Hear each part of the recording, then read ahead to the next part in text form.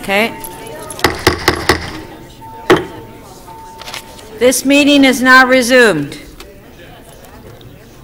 Before we return to the mayor's second key item, EX 33.2, I would take the release of member holds. And I've also reviewed urgent motions, but we can't introduce them because we don't have 30 members. Councillor Karagianis. Madam Chair, I want to thank you. I'm on page 6, GM 2614, addressing Harbourfront Centre's outstanding property taxes and rent arrears.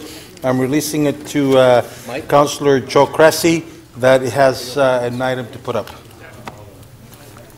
Councillor Cressy. Yeah, and I have a quick amendment if it can be put on the screen. And with that, I can release it. Yes. Okay, has everyone seen the amendment? Recorded vote on the amendment.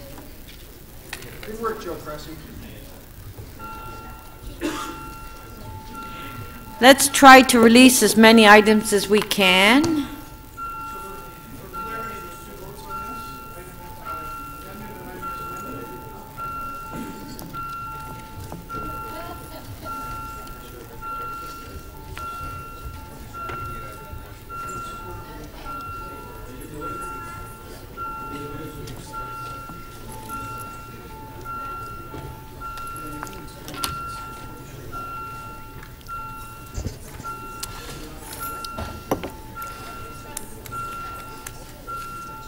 Councillor Davis and Councillor Shan, please.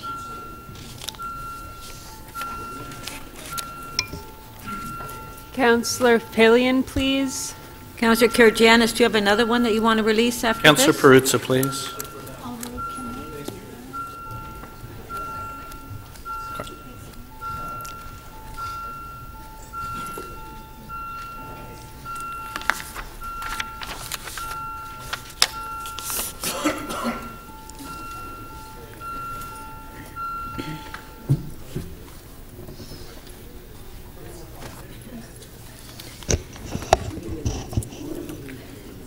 The amendment carries unanimously, 29 in favor. Okay, item as amended, recorded vote.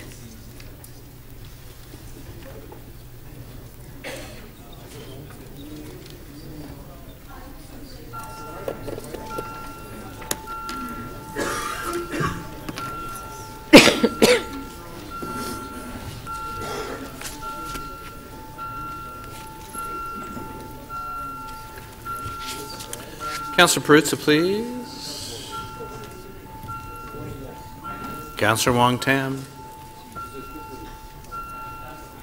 Councillor Davis. And Councillor Pasternak, when you're seated, please.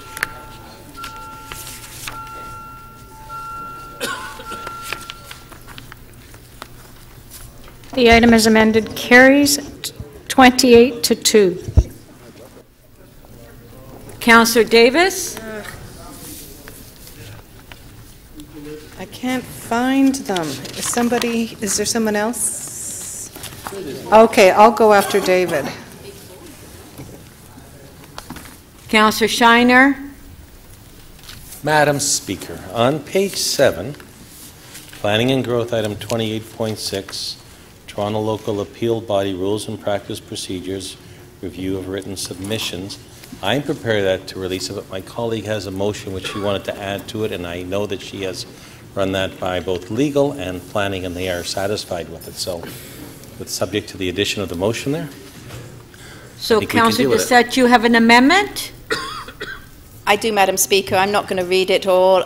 If we can put it up on the screen, that would be great. I have run this by City Legal and Planning, and it's basically just to move the times for all these items for the residents' associations and groups to nearer to the actual date of the hearing. Okay. I have a long speech, but because I know we are time sensitive, I'm not giving you my long speech on it. Okay. So on the amendment, on favor? Recorded.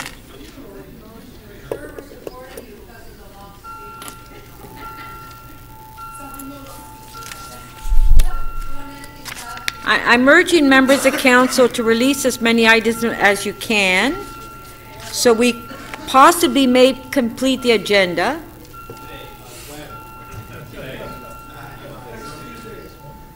Otherwise, yes, next Tuesday.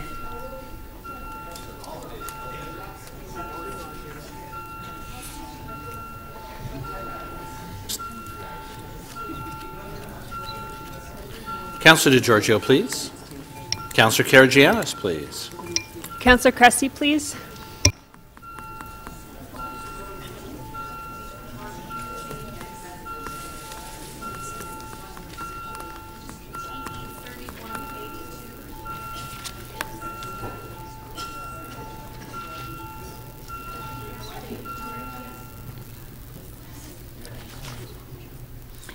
The amendment carries unanimously, 36 in favor.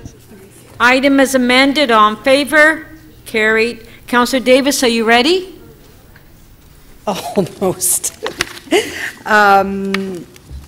EX 3310, which is on page 4, It's on page I believe. 4. Program advisories, key activities for 2017. I'm going Okay. to release that. Okay, then I'll maintain my hold. That'll give me a renewed commitment to getting the change I was thinking about. Okay, do you have any more? Yes, the sign bylaw, which is PG, page 7, PG 28.2, I'll release that. Okay, on page 7, PG 28.2, Councillor Davis is releasing. All in favor? Recorded.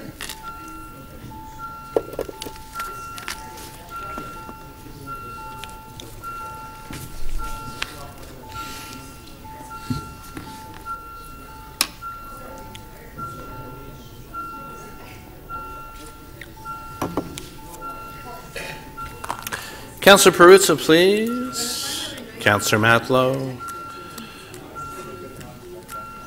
Councillor Grimes, please. Councillor Matlow, please.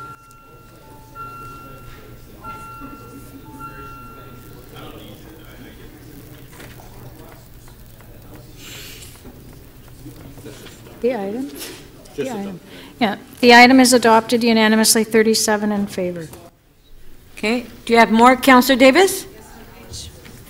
Page 13, CC 39.3, appointment of a public member to the Legacy Fund Allocations Committee, and I got answers to my questions. Okay, so on page 13, CC 39.3, Councillor Davis is releasing. Recorded vote.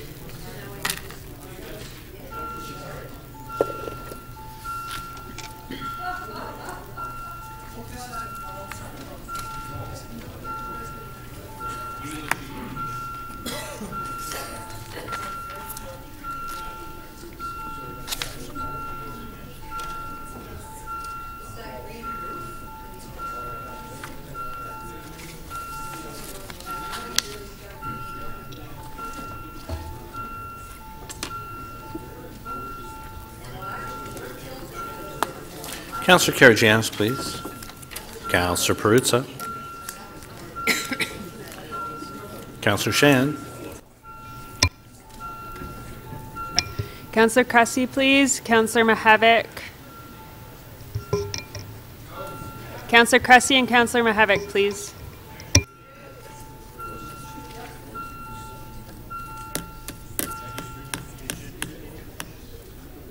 The item carries unanimously, 37 in favor. Councillor Ainsley?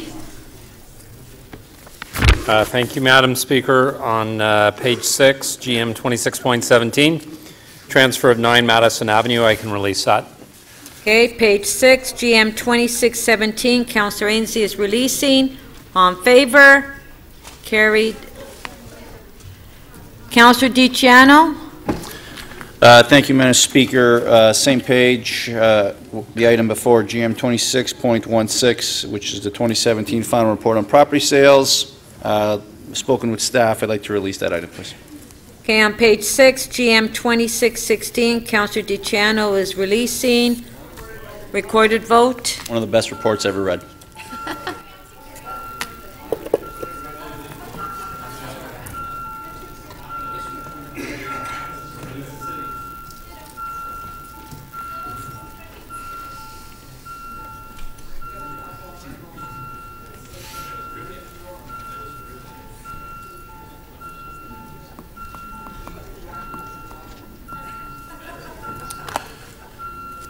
Councillor Matlow. Councillor Davis, please. Councillor Layton. Councillor Crisanti, please.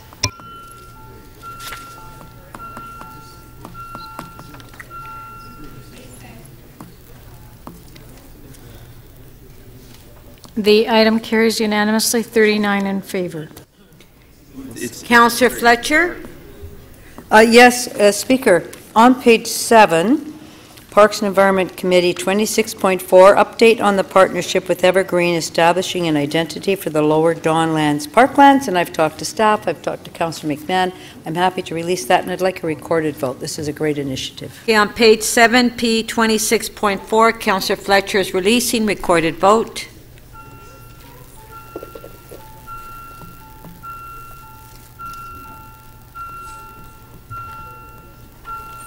Councillor Perruzza, please. Councillor Wong Tam, Councillor Algemari, when you're seated, please.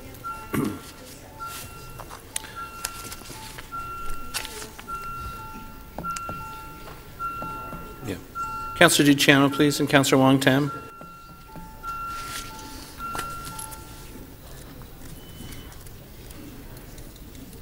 The item carries unanimously, 39 in favor.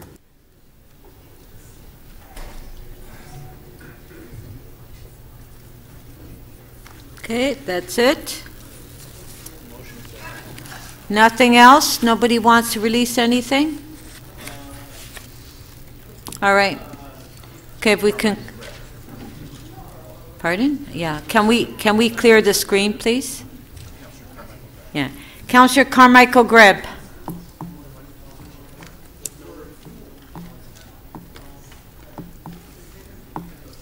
Yes, I have introduced this motion. It's urgent. As Toronto Community Housing Corporation staff require the funds to be able to move forward with the building upgrades during this construction year.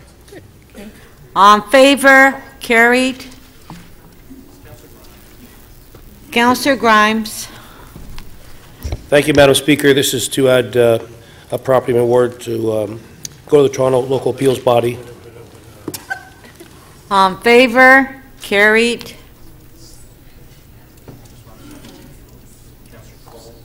Councillor Cole.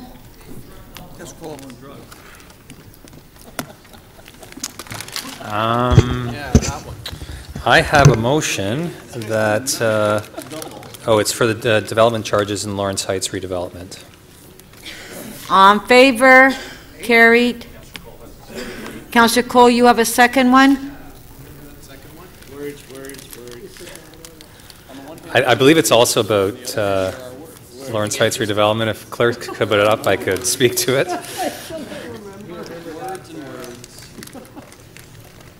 There it is. Yes, this is exempting the non-for-profit housing from a right-of-way permit fee in Lawrence Heights. On favor? Carried. Councillor Fillion? Oh, Councillor Shiner? I was trying to get your attention before the last two items. I've previously declared an interest in items in Lawrence Heights. I would like to be able to show that because I didn't vote on them and didn't even want to be in the chambers when they were voted on. Go back and do recorded votes. Okay, so we'll go back to, for the two previous ones by Councillor Cole? Yes, I did. Okay, so if we can put them back on the screen and we'll have a recorded vote then.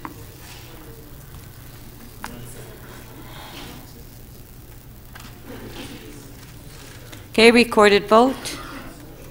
Why is it open, Josh?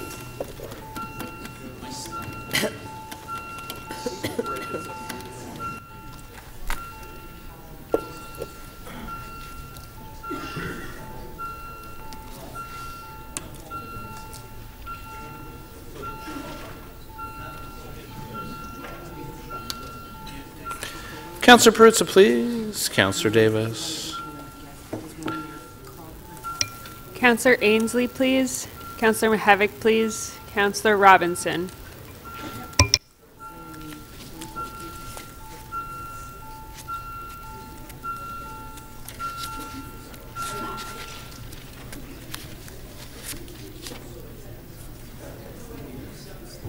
The motion to introduce carries unanimously, 37 in favor. Okay, on the second one?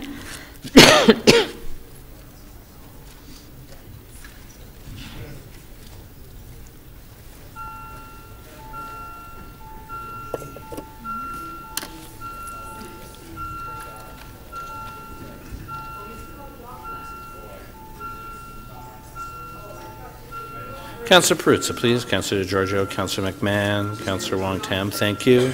Councillor Davis.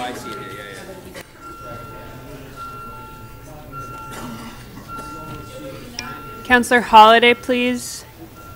Councillor Mahevic. Councillor Burnside.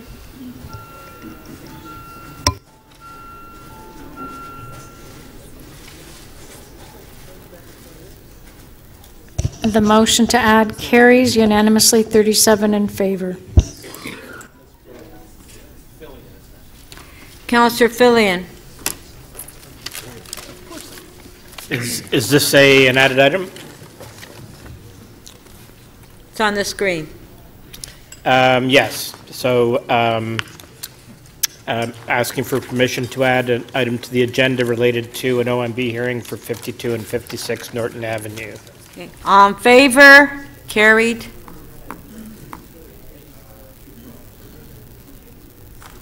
Who's next? Councillor Mahevic, you're up. Words. It's for a request for representation of Toronto Appeal Body. All in favor? Carried.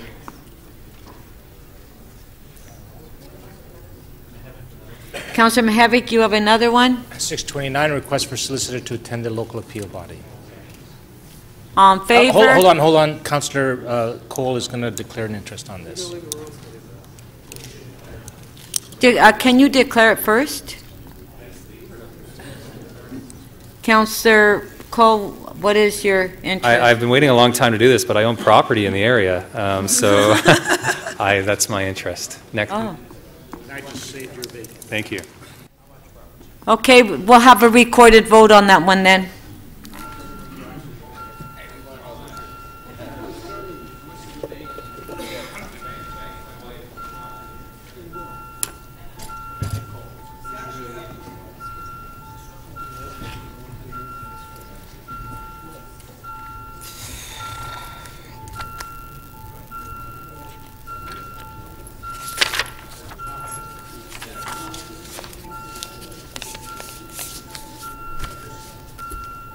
Councillor McMahon, please. And Councillor Perruzza. Councillor Mahevic, please. Councillor Fillion, please. Thank you.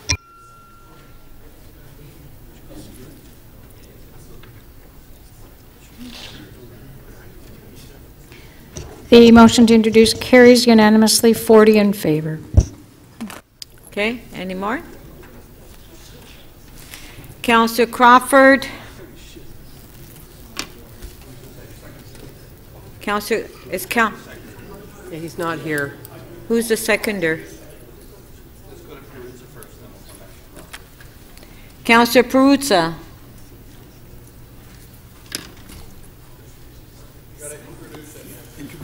Yes, Speaker. Just as it says on the screen, I'd like to introduce this motion, please. All in favor? Carried. Councillor DiCiano for Councillor Crawford.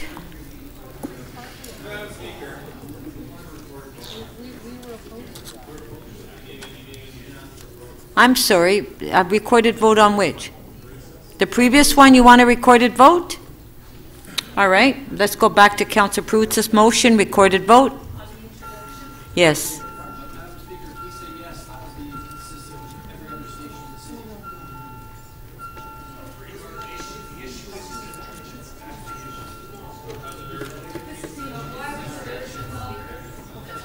Because it just expired, the contract.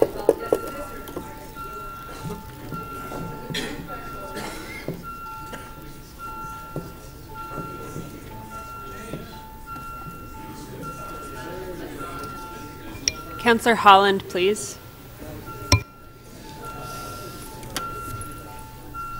Is there a document somewhere that explains what urgency is? The contract is expiring, that's why it's urgent. I asked the same question. So it's good? The motion to introduce carries 30 to 11. Okay.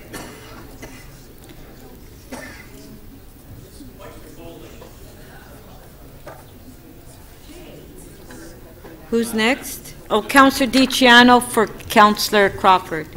Thank you, Madam Speaker. That Councillor Crawford be permitted to add to the agenda of today's meeting an urgent motion without notice concerning economic development culture, the reallocation of 2018 capital funds, and the reason for the urgency is to request the application of permanent underspending from the city budget for EC and culture to an urgent new project at the Toronto Centre for the Arts. It's for the arts, everybody. Okay, Let's on favor? You want a recorded vote? This is for introduction. You want a recorded vote? Yes, recorded vote.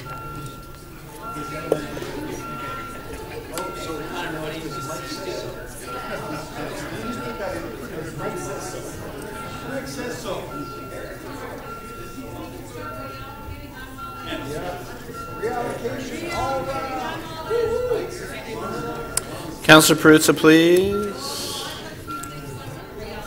Councillor Crisanti and Councillor Palacio, please.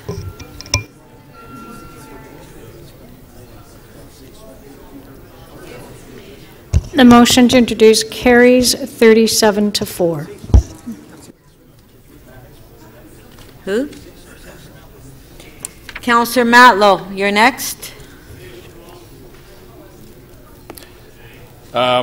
I move this motion. There you go. On favor? Carried.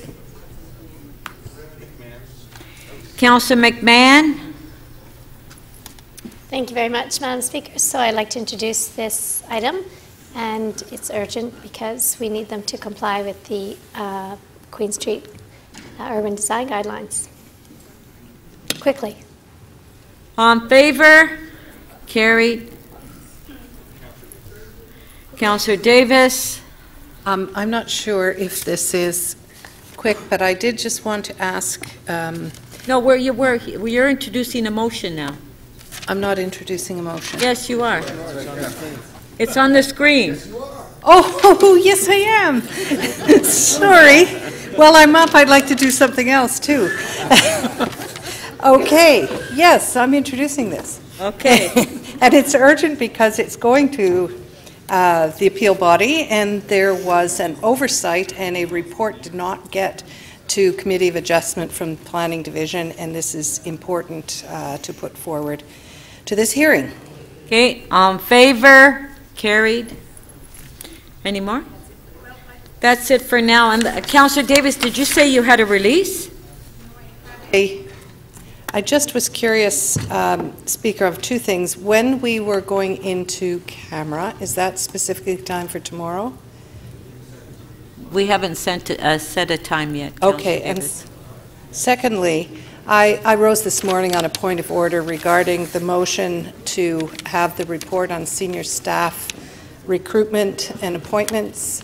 Yes, to this meeting, and I think I would be happy if there was an oral report even. Well, we do have an answer for you. Okay. Okay. So I did check with the staff. Unfortunately, we won't have the report ready. It's scheduled to go. It'll be ready for the executive committee, and we'll meet that agenda close deadline, which I believe is next week.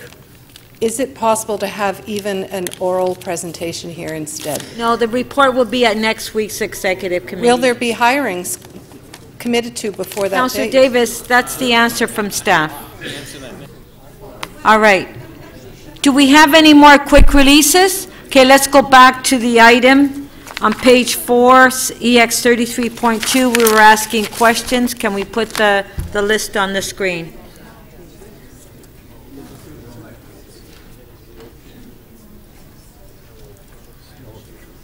Let's just go to the vote.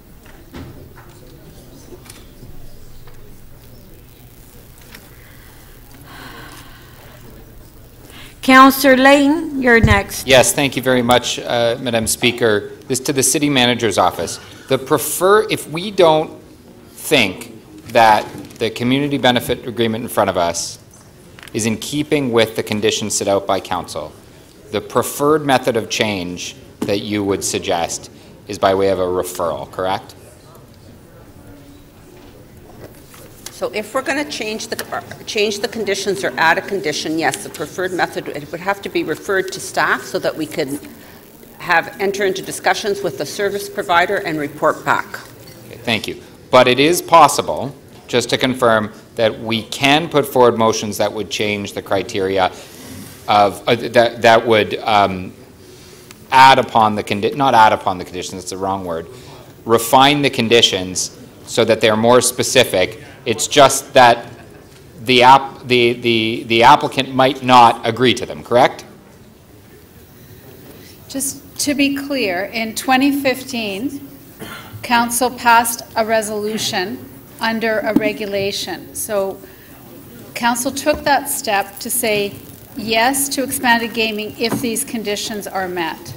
This is the report back for Council to assess whether those conditions have been met. But if Council doesn't feel like the conditions are met, we could put forward amendments to the conditions in front of it, notwithstanding the answer we just got that the preferred method is by way of a referral back to staff to continue negotiations. I want to clarify.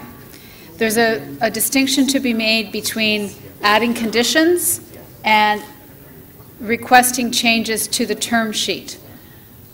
Yes. Which, right, so you can request changes to the term sheet.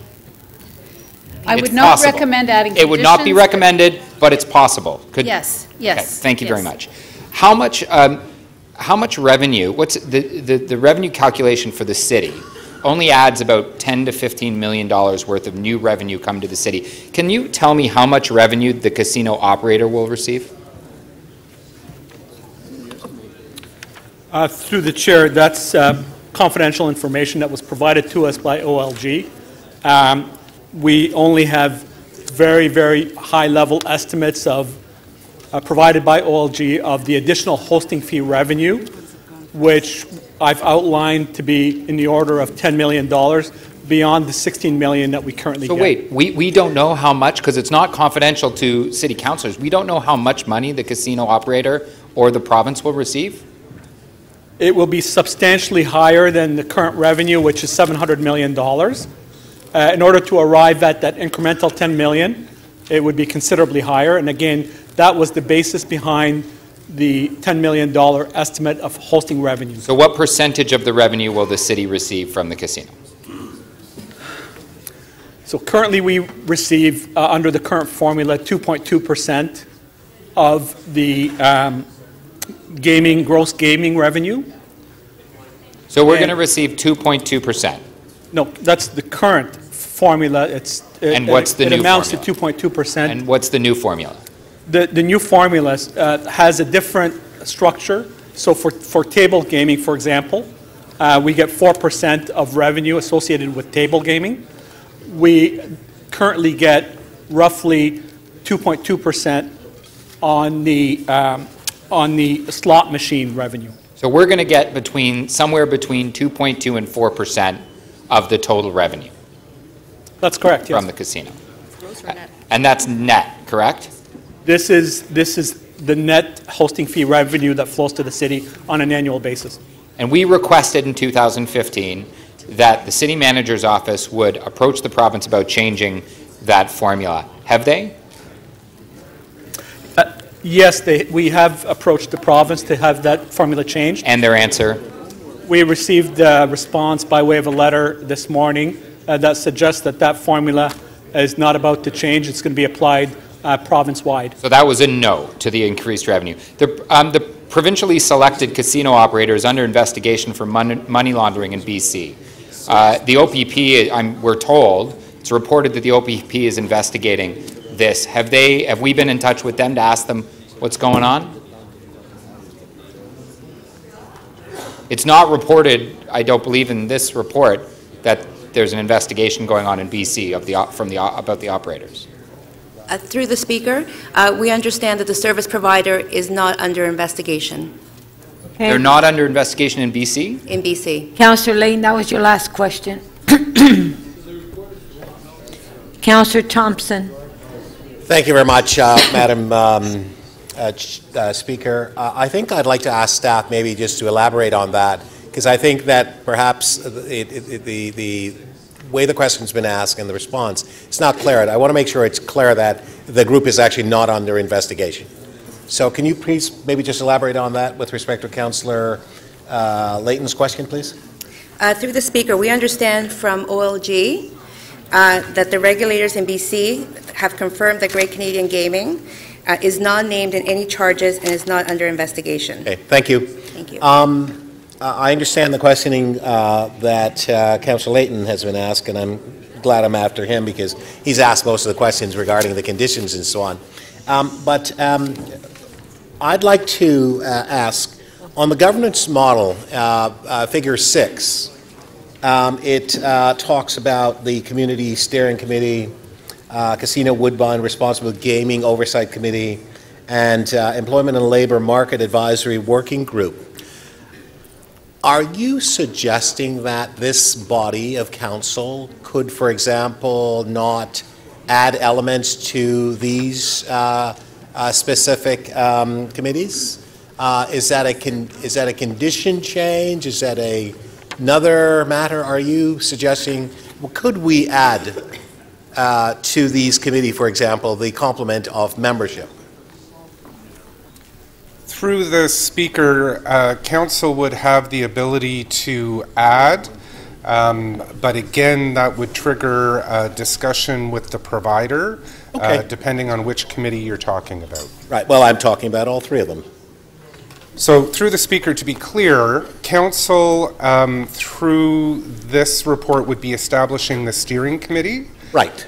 The other two committees, Council has requested the service provider to establish the labour market advisory group, and OLG has responsibility for the other. So this body could not add?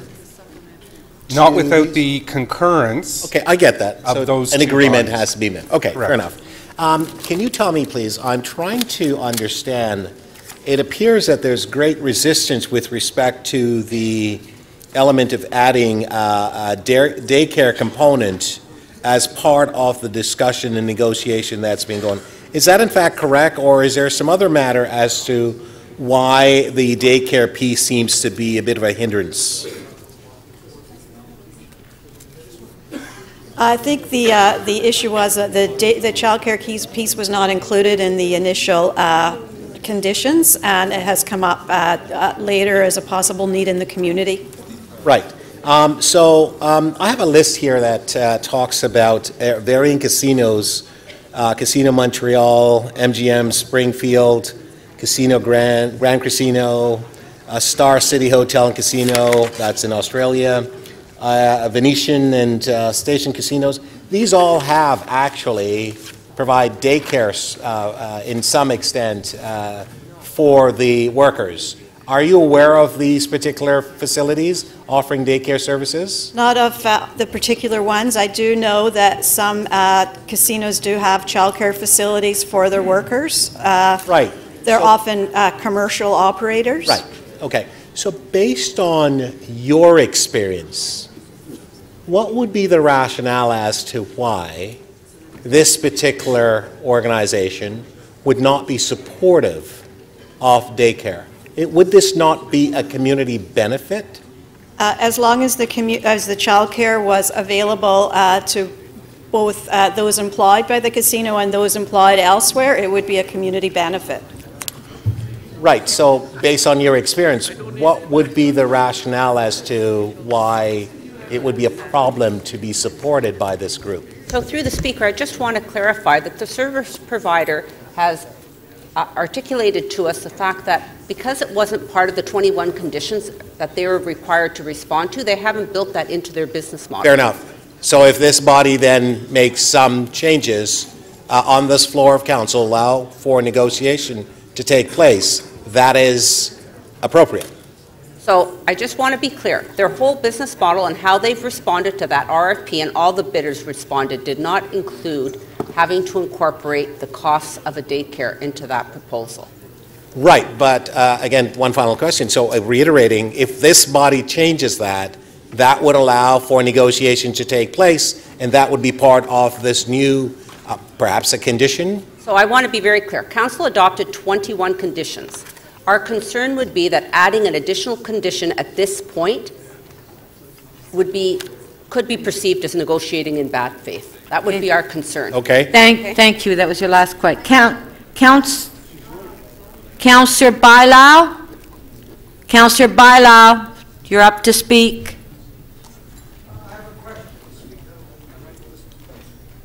You didn't have your name up there. When did you put your name? Okay, you put it in the last minute then, Yeah, Councillor Perruzza. I was looking at it and I just thought I'd have some questions I wanted to ask.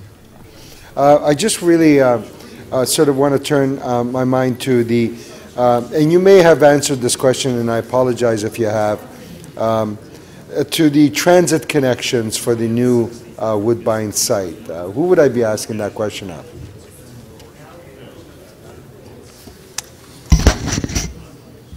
Let me repeat it. So Woodbine is a great big swath of land off Rexdale 427 and between the 427, 27, Rexdale, and I don't know what the southerly boundary. And basically it's a swath of land that's very poorly served by transit and any kind of transit integration, transit connections. And given that this site, or the potential new uses would be both a bit of a local tourist draw as well as a regional and maybe even international tourist draw. What are you suggesting would be the transit connections to the greater city transit network that gets people in and out of those areas like the airport, the city core, and everywhere else? Through the Speaker, the two key lines that have been discussed for those kinds of connections are the extension of the Finch LRT from Humber College down to the airport, passing by the site. And the second key connection would be the establishment of a GO station at Woodbine, at the south end of the property. Okay. So what does discussions mean exactly? Like discussing it in how? So the proponents have been discussing that with city staff in terms of the kinds of improvements to transit that they would contribute to as part of the development. They've also had some conversations with Metrolinx and indeed written to Metrolinx indicating a commitment to make a contribution in terms of property and also some to be determined financial contribution to the GO station at least. The design and construction of the GO station. So they've basically said, look, we would like to contribute some land, contribute some monies, if you, for example, extend the Finch West LR3 through Woodbine to the airport? That is correct. Okay, and establish a GO station on site. So where's that at? So as Metrolinx said, hip hip hooray, yes, we're on board with that. Let's sign on the dotted line. Through the Speaker, Metrolinx is reviewing the Woodbine station and are expected to report to their board in June with an updated business case on that station. It's the GO station. This is the GO station, and which they would pay for, not the City of Toronto, right? They would pay for, but the proponent has also indicated a willingness to contribute some of the costs. And the case, as we understand it from Metrolinx, is there are a number of important benefits that Metrolinx is seeing from having a station there. So I can't say that there's been a confirmed decision, but it's looking positive. And then I think that the extension of the Finch LRT is seen by many as a positive transit investment, not just because of the Woodbine site, but because of what the airport is doing with their regional transit hub that they're wanting to establish near the airport. But beyond that, nothing else. And you're not saying that fundamental to this deal, like as an integral part of this deal, the Finch West LRT should at least be extended through Woodbine to the airport in order to sort of, make that connection that makes everything work. So through the Speaker, they've been looking at a number of transportation improvements and transit improvements, working with the TTC and some of the 905 transit agencies that come into there. Having the Finch LRT extended or the Woodbine GO station there is not necessary for day one, but I think to make the development, and in particular the casino, work really well, the proponents see it as a really important component. But my question to you, and I guess where I've been driving to, is why aren't you like digging in your heels and saying, look, you need to have the Finch West LRT extended through this site, and it needs to be a part of making this this potential employment hub. Thank you, whatever Councillor you do there, Peruzza. work. Thank you. That was your last question.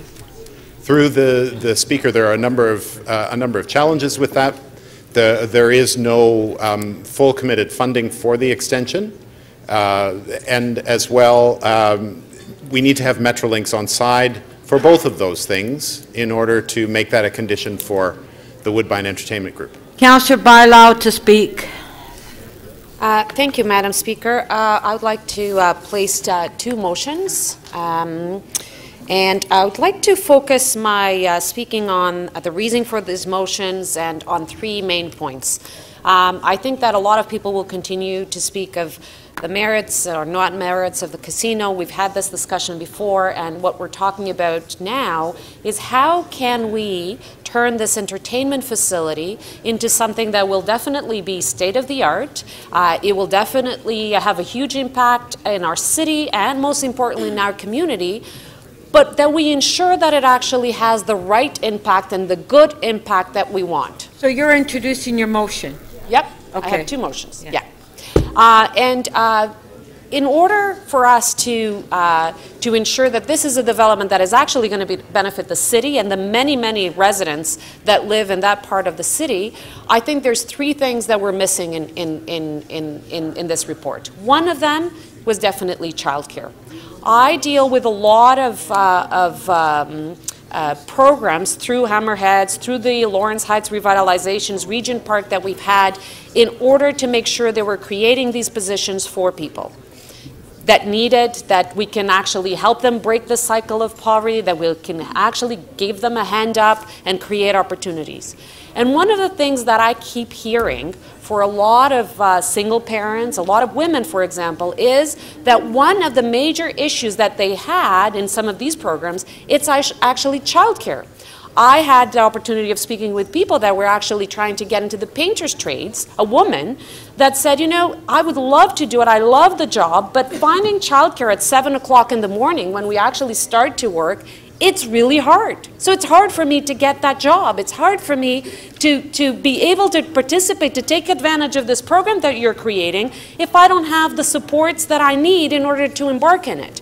And so I think that it's really important that we have the childcare available with the extended hours in the vicinity or on site, and that we make it available for employees and if space is available to the community at large. So that is part of the motion. The other part of the motion is actually the reporting. We have an opportunity to leave a legacy in this city on Toronto community benefits in big, large-scale projects. This will set the tone. So for everybody that has been involved, from local councillors to staff, thank you, because this is actually the foundation for something that could be really important for our city. So making sure that we have reporting available, that we have good transparency and participation in how this is developing is really important. And so that is the next part of the motion. The other one is to have some of our labor partners at the table, and Councillor Thompson will be moving motions on that, to ensure that, you know, the ones that are creating the jobs and training the facilities are at the table and actually participating in this. So I really hope that I can get your support. I think that we do have the opportunity to build on something that is good, that is moving forward, but I think without these components, without this extra mile that we really need, we will be doing a disservice to the community and to the city and to this new process that we're creating here in our city if we don't have this this done. So I ask that you support, so we can all be very proud of a great facility that is going to serve tourists and serve everybody that wants to be entertained. But most importantly, will serve their employees, will serve the communities that will surround them, and will serve the city as a whole. So I hope that we move forward, but we move forward cautiously with the checks and balances in place and with the services that we need for the community. Thank you. Councillor Fletcher, she had her name up for question, but that's okay. All right, her next, oh, jeez, unbelievable. Councillor Wong Tam. Sorry, but here you go. Please put your name up rather than the last minute. Okay. Your wish is my command. Well, okay. Your microphone is on. Yes, that's Okay, right. go ahead. I meant you to hear that. Go ahead. Thank you very much, Madam Speaker. And through you to the councillor who moved a motion to Councillor Bailao. Given the fact that staff have repeatedly suggested and stated clearly that any changes, substantial material changes to this, to what's before us, meeting the 21 conditions, do you believe that you are perhaps contravening what staff have said in terms of the changes to the 21 well, this can conditions? be done under the plan of subdivision, but also both parties have actually agreed. So the city has agreed, and the other parties have actually agreed, and I think it's important that there has been conversations that are leading into what we have in front of us. Okay, thank you. That's very helpful. And with respect to, no, I'm not quite done. With respect to the daycare provision and the construction of that daycare facility and the cap of the $5 million, is that enough money to build an adequate daycare facility for a employment zone of this large? Councillor, this was the value that staff have provided me, so I'm confident in their capabilities of providing us with the money that they would require to build this facility. How many children would $5 million of a facility be able to house and provide care for on a daily basis? Just curious. Given the experience that I have in my community, the ones that we're having in developments, I would probably think that they're looking at a daycare of between 60 and 70 kids. 60 to 70 children for the number of employees that will be operated, that'll be needed to operate that facility. Do you think that's enough? Like I said, Councillor, I think that on this aspect, we need to rely a little bit on our staff. They are the experts that provide us with some guidance on this. Okay, and then just finally to clarify, the funds that are allocated for the construction of the facilities, I note, I think because the motion flashed very quickly, are there any subsidies for the childcare? Nope. Like, There will be subsidies through our programs. Through the citywide city's programs. program? Yep. Okay, so the city is going to provide subsidies for this publicly funded, publicly owned childcare facility? Is that correct? Yeah, like we do for any other. Okay, so this is not a commercial operated No, it's a childcare. nonprofit. Okay, thank you very much. Yeah. Good. Okay, this is clarification of the motion only, please. Councillor Holyday. Thank you, Speaker. Through you to the Deputy Mayor. I wondered if the Deputy Mayor caught the questions that I had asked the acting Deputy City Manager about the definition of a child care centre. No. Okay. From what you know of the staff's approach to child care and my questions today and at the committee meetings about trying to identify what child care meant, because it was brought up so many times, would you say that the $5 million capital commitment would be aligned with the city's child care strategy and approach to how they see child care being provided in this area of the city? I would think so.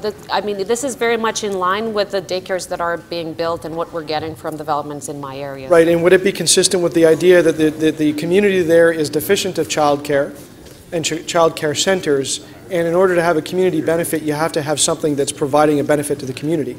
Yep. And so the creation of a child care center, it's available for, the child care center is available for more than just the workers in the casino. Yeah, it's for the Excellent. workers and for the community. So for at the broadest sense, rather than being very tailored for a particular project, this is truly in the spirit of what the city is trying to achieve with its childcare objectives and its strategy. I think it's actually getting our strategy and objectives in line with the need that this big facility with lots of people working is going to have. So I think we're actually bringing the two together, which I think is actually very appropriate. Thank you. Thank you. Councillor Robinson, clarification of the motion. Thank you very much, Madam Speaker. Sorry, I just really saw the motion very quickly, so it hasn't been back up, so I'm hoping I can reflect my comments appropriately. But the $5 million is capital to build bricks and mortar? Yes. Is that correct? And then how is it operated? With a non-for-profit. So we will work to get a non-for-profit to operate the facility. So how would that be facilitated? Through Children's Services and with the proponent. So a not-for-profit, or are you also considering a private or enterprise? No. Madam Speaker, am I not allowed to make comments and not be told by Councillor Davis no? Because it's actually a bit exhausting. Councillor Fletcher, please, it's hard for me to hear what's going on there. I have a right as a member of council to ask questions. Okay, Councillor Davis, stop interrupting, please. Yes, Councillor Davis. Stop my time, please. Speaker, I want to rise to apologize. I'm sorry I answered the question on behalf of staff. Thank you. Not staff, Councillor Robinson. Thank you, Madam Speaker. So my question is the RFP going to indicate that it's not for profit or private, or how is the RFP going to, when it's actually issued, look like? What is it going to look like? It would expressly say that it's a non-for-profit that needs to operate the facility. And so why haven't you considered also, why won't you also consider a private operator? We believe that given that this is a community benefit, that it should be a non-for-profit running this community benefit and taking care of giving this services to the community. And I guess my question is, would not majority of the participants at this center not be casino workers, children of casino workers? Would not the majority? I mean, was that an assumption we can make? It's probably most likely an assumption that we should make. Okay, so then it sounds to me like that residents of the city would be subsidizing the casino operators' workers. Well, it's childcare, so you can say the same thing about the thousands of spaces that we have in the city of Toronto. Those parents are working someplace at some facility, at some company. So, I mean, I would love to be able to get everybody and all companies to pay more, but I mean, this is what we're trying to get the developer to come with something to the table, which we were able to get. But in most of our developments, when we get a childcare, and I got 3 in my community, we're getting the capital funds, and then the city comes in and runs as part of our children's services. Okay, that was your last question. Thank you. Councillor Davis, clarification of the motion. So this childcare would be operated like just about every other childcare as a not-for-profit that would serve both employees and other members of the community, and the capital money is intended only to build it. Is that correct? To build it, to fit it out, and we would require extended hours in this childcare. And so if there are parents who are eligible for subsidies, they could get a subsidy like every other parent in the city. And if they're not eligible for subsidy, they'd have to pay the full fees or a portion of the fees. Isn't that the case? Yep, absolutely. Just like every other child care? Absolutely.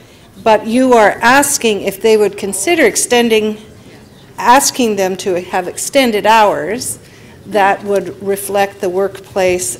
Are you aware that there are lots of workplace childcare centers across the city and across the province that attempt to provide services and that we provide subsidies in Toronto? Very much so, Councillor. And actually, there's many cases around the world where these kinds of entertainment facilities that have casinos and hotels and so on, that have hotels that serve their employees. This is actually not innovative to have that. This is actually common. There's many casinos, entertainment facilities operators that do it. I would say can be almost considered best practice. I think it's a great practice, and I think we should be working towards that. Okay. And isn't it the case that we actually have a workplace childcare centre right in this building? Okay, we're getting off topic here. Okay, I just wanted to make it clear. There are other questions that were specific. Councillor Davis, you've made your point. Thank you. Thank you. Councillor Cressy to speak. Well, thank you, Speaker. And I have a motion which I'd like to place, which is to amend the CBA to restrict the operations from 24 hours as it's currently articulated to 18. And I'll speak to that. But I'll say a few words in first. I would start by saying I don't believe that, and I've never believed that casinos are an appropriate model for economic development. Casinos, they're not healthy. Gambling is not healthy. Now, like many unhealthy activities, some people can manage it. Some people can drink alcohol. Others are predisposed to addictions. So we seek to manage and mitigate, but they are not healthy. And the reason casinos and gambling, in particular, are not healthy is because far too much of the financial model of casinos is predicated on a disproportionate amount of revenue from those who are vulnerable. That's those what we call problematic gamblers, people who, as Toronto Public Health have articulated, people who are predominantly low income, people who are seniors, a disproportionate number of Indigenous people. That is who makes up a disproportionate amount of the revenue of this economic development model. There are severe health and economic impacts for it. There are far too many stories, we've all heard them, of families and communities and individuals who are severely negatively impacted because of this so-called economic development model. And the numbers tell the tale. While problematic gamblers account for somewhere between 2 and 6% of all gamblers, they make up 24% of the revenue of casinos. So only 2 to 6% of the gamblers are problematic gamblers, but they account for 26% of the revenue. That's how we're building economic development, on the backs of vulnerable people. That is not a vision for a city that I want to be a part of. And so given that we have as a council already approved expanding casino operations at Woodbine, I think the obligation is on us to do two things. First of all, and importantly, to make sure that we do, given that it's coming, the best deal possible to ensure that we have good, decent local jobs. If casinos are coming, which I don't support, then let's make sure that they're actually, in some measure, benefiting the local community and creating good jobs, even though those jobs are being done on the backs of vulnerable people. And to that account, I will be supporting many of the motions placed here today. But the second critical thing that we must do is to try and do as little harm as possible. Given that you can be assured that some of the revenue and some of the economic development will create harm for others, let's mitigate that harm wherever possible.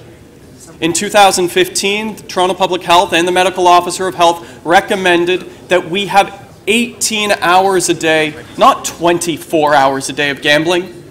I mean, in all common sense, who is gambling at 4:45 in the morning? Are you going out to a casino at 3:30 or 4:30 or 5 in the morning? You're not. You know who's at the casino at that time? Problematic gamblers. There is no good conscionable reason I can think of to have a casino operating 24 hours a day. And don't tell me because it's near an airport, somebody's going to pop over for an hour at 5:30. That's just not true. And so I've moved this motion because I think if we're going to have a casino and we're going to make it work as best as we can, even though it's creating harm, then let's mitigate that harm and not have this run for 24 hours. That is just silly, and it preys on those who frankly need our help, not this. Thank you. Councillor Ford, you have clarification of the motion? Yes, thank you, Madam Speaker. Through you to the councillor. Councillor, are you aware that This was voted on in July of 2015, and council voted this motion down? Yeah, I'm aware of that. You are. So have you read page 13 of the staff report, pretty much this motion contradicting everything our city legal department has advised council of? Well, I've read two things, Councillor. First, I've read the staff report, which has said don't open up any of the agreement here, but I'm sure, as Councillor Bailão just moved a motion, which I understand you're voting for, you're also amenable to supporting changes. And secondly, I also read the report from the medical officer. Okay, Madam Speaker. Okay, hold on. I'm answering. There's far too much noise. Councillor Burnside, Councillor Fletcher, Councillor Crescent. I can't hear anything. Thank you, Speaker. Please. And I've also read the medical officer. Okay, hold on. There's a point of order by Councillor Ford. Councillor Ford. Madam Speaker, I just appreciate the member not assuming how another member is going to vote. That's all I'm... Okay, thank you. If you could continue, Councillor Ford. Okay? I think it's back to me. Councillor, I apologize if you felt that way. I was just referring to a conversation you and I had not on the microphone a few minutes ago and discussing how you may be voting. But secondly, I've also read the medical officer of health's reports which speak to problematic gambling and the severe risk that comes with a 24-hour uninterrupted timeline, which is why I've moved this motion. Thank you. Thank you. Okay. Councillor Wong Tam, clarification of the motion only. Yes, thank you very much, Madam Speaker. Councillor, are you moving, is the intention of your motion largely to ensure that that you can disrupt the behavior of a problematic gambler? Yeah, what the health research has shown is that in the late night hours, when we're looking at that 6-hour window where a disproportionate number of the gamblers are problematic gamblers, by one, not allowing that harm to continue, but two, to create a pause so that you might be able to intervene are two important factors in reducing the harm. It's not unlike our alcohol consumption hours, that we don't support alcohol consumption 24 hours a day. We seek to put mitigation measures on it. And in your remarks when you were introducing the motion, you talked about certain populations that are more susceptible. Can you list them again for me? What we heard from the medical officer of health was that problematic gamblers disproportionately are made up of the following demographic groups. That's low-income individuals, it's seniors, it's indigenous people, and I should mention it's also young people we heard as well.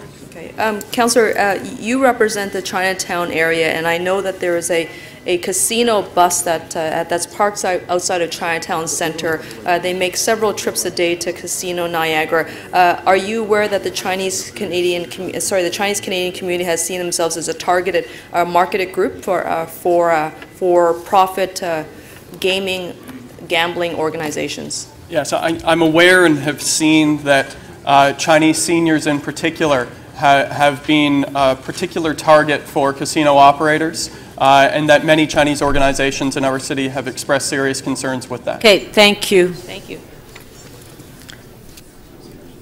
Councillor Layton, clarification of the motion only, please. Yes, thank you very much, Madam Speaker. Notwithstanding the comments from Councillor Ford and the questions that this specifically hasn't been included, are you aware that Recommendation 19 from 2015 reads, and I'll quote, "and work with city staff and the Toronto Medical Officer of Health to implement harm mitigation measures to address the negative impacts of problem gambling."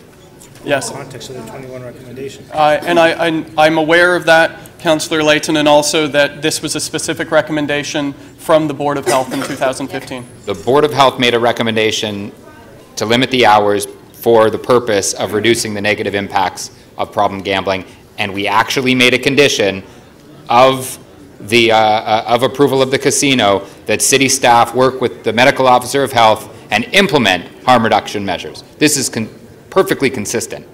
Would you agree? This is perfectly consistent with Recommendation 19 as laid out in the report. I always agree with Councillor Layton. Okay, thank you. Councillor Mihevc. Thank you very much. I have one motion.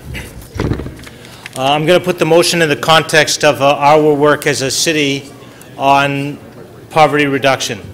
one of the things that we have been working on as a city is, how do we untangle this knot of poverty in our city? And one of the themes that we have focused on and that we are focusing on is what we call quality jobs and livable incomes. Right here at City Hall, about 5 weeks ago, we had a session dedicated to that. And I can tell you that people did say, that both the panelists and the members of the public assembled there, that the first and best defense against poverty is a job. And I think we kind of all know that, but a good job, a job where they can pay the rent and feed the kids, so to speak. What this motion does here is try to say, okay, you know what, we may or may not like the activity, but at least make this a piece of it. So as I understand, as you know from the report, folks, there is a requirement that 40%, or so far what's on the table is a 40% requirement for local hiring. So that is that the Rexdale folks, Councillor Crisanti, get 40% of the jobs. This moves it to 50% of the jobs, right there in the local community. And what the current negotiated amount for full-time employment, rather than it be 50%, that it go to 60%. That is what, frankly, we as a city brought to the table. They got pushed back. And we're saying, I think as a council, no, this is what we think is the best practices. This will bring the kind of good paying jobs that the good residents of Rexdale deserve. Part-timing, there's been a lot of articles, frankly, in one of the local newspapers on the part-timization of everything. And that isn't a way to build a healthy economy and a healthy city. So that's why that second piece is really, really important. I don't think these are very controversial at all. It says let's go to the higher standard and make sure that the jobs that we are supporting in the community and that the proponent is saying that they will put forward, let's make sure that the preponderance, the majority of them, at least 50%, come from the Rexdale community, and that 60% of those jobs as well are full-time jobs, so that people can actually live in Rexdale and live in the city and do the work that they will be hired to do. Thank you, Madam Speaker. Thank you, Councillor Mihevc. We do have one question for you, clarification of the motion. Councillor Holyday. Thank you, Speaker. I wonder if Councillor Mihevc caught the Executive Committee debate and discussion on this. No, I didn't. Okay. So to set my question up, I'll describe that. I put the map up of the local area, and the local area is contained in the report. And I wonder if Councillor Mihevc is aware that my ward is immediately south of the south border line of that local area ward. It stops at Eglinton, where Ward 3 starts. Are you aware of that? I'm not aware of that. But now you are. So do you think increasing the local hiring percentage helps or hurts residents of the ward that I represent? I have no idea. Well, would you believe that it hurts them? Because now the bar has been raised, even though the residents of my ward live a couple of minutes drive, it's one highway interchange away. By raising the bar and tampering with the thresholds, it actually takes away opportunities from people that live in the communities in my ward, many communities that really do need these jobs. And so why would a motion be put forth that would actually take away opportunities from others that live outside the area? Well, what I would put out to you is that the depth of need in the Rexdale community is frankly and respectfully higher, and it is one of our neighborhood improvement areas. What this tries, if I could finish answering the question, what this tries to do is say, look, hire in your local community. That's the impacted area. More than any other area is the local community, and they should get the preponderance of the good jobs at a full-time level. So the people on the south side of Eglinton Avenue are out of luck because the people on the north side have more need than them. That's what I'm taking away from that. They're not out of luck. There are still 50% of new hires are available to anyone around the city, including the residents of your ward. But So they still have access to those 50% of jobs. But there are 10% less with your motion, and hence that could make the difference because you live on the wrong side of the street. That area of the city, to my knowledge, south of Eglinton, I think I know the area a little bit. They ain't doing so bad over there, my friend. So, you know, why not share the wealth a little bit? I would beg you to come to give Ward something, 3, Councillor give something a little bit extra to Rexdale. I think Beg that's you to come fair there. and reasonable, given that they're taking the gaming. Councillor Holiday, fine. Okay, Councillor Perks. Thank you, Speaker. I'd like to move to extend to complete this item and bills, and just that. We have, I think, 4 things timed for tomorrow morning, plus the motions, and we have to remember that Friday is a short day because of the Friday sundown clause. Well, so I'd like to try to get this done. That's given the exactly enormous why I've been trying to urge members of council to release some items. So, Councillor Perks, everyone, ring the bells. Councillor Perks is moving that we finish the item. No. Game 7. No.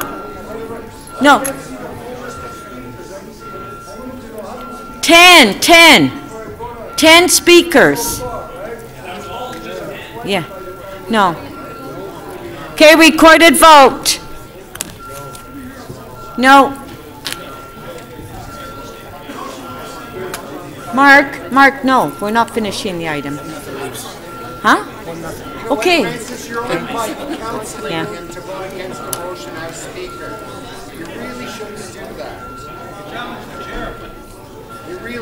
Councillor Layton, please. Councillor Layton, may we have your vote, please? Councillor Shiner, when you're seated, please. Councillor McMahon, please. Councillor Fillion, when you're seated, please. Councillor Fillion, please.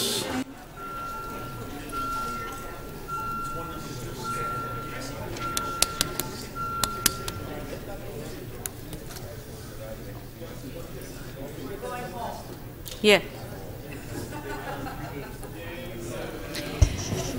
The motion to extend to complete this item and bills does not carry. The vote is 17 to 24. Councillor Burnside, you have a motion to introduce the confirming bill. Sure do. That leave be granted to introduce a bill to confirm to the point of the introduction of this motion the proceedings of City Council meeting 39 on April 24th and 25th, 2018. Shall leave be granted to introduce this bill, recorded vote.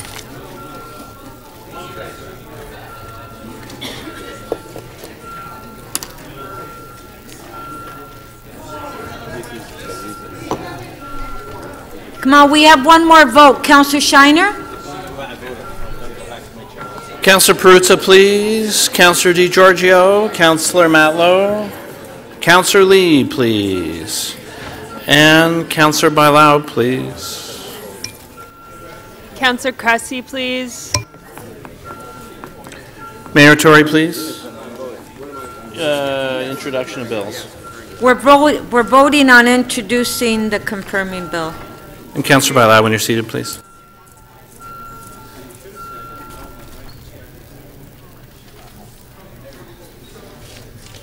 The motion to introduce the confirming bill carries 39 to 1. Shall this bill be passed and declared as a bylaw, recorded vote?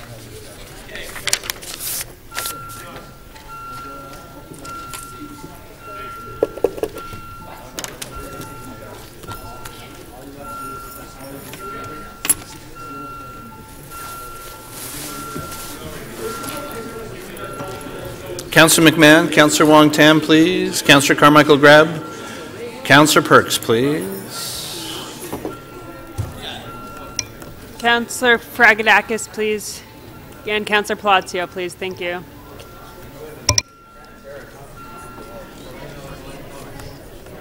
Councillor Bailao, please. How do you vote?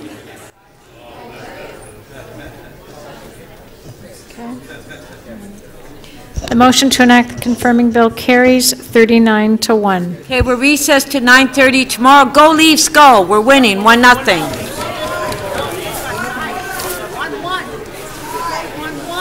Oh, is it 1-1 now? When did they score? Oh, geez.